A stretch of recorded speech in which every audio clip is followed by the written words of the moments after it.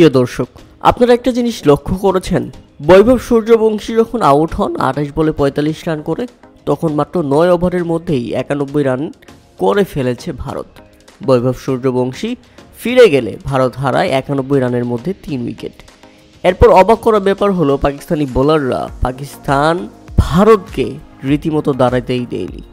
মাত্র 43 রানের মধ্যে সর্বশেষ 8 উইকেট ফেলে দিয়েছে তারা, এবং শেষ পর্যন্ত ভারত অবিশ্বাস্যভাবে মাত্র 136 রানের মধ্যে অল আউট হয়ে যায় 19 ওভারের মধ্যেই।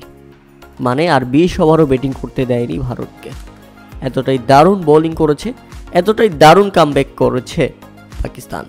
প্রথম ম্যাচে আরব আমিরাতের বিপক্ষে 297 করা, দ্বিতীয় ম্যাচে পাকিস্তান এ দলের বিপক্ষে অল আউট হয়ে গেছে মাত্র 136 রানে। বিষয়টি কি মেনে নেওয়া যায়? না দর্শক, পাকিস্তান মানিয়ে দিয়েছে দারুণভাবে।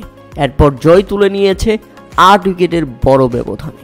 13 ওভারের মধ্যেই খেলা শেষ করে দিয়েছে পাকিস্তান। ভারতকে 8 উইকেটের ব্যবধানে হারিয়ে রীতিমতো রাইজিং স্টার এশিয়া কাপ 2025-এ রাজত্ব শুরু করেছে পাকিস্তান।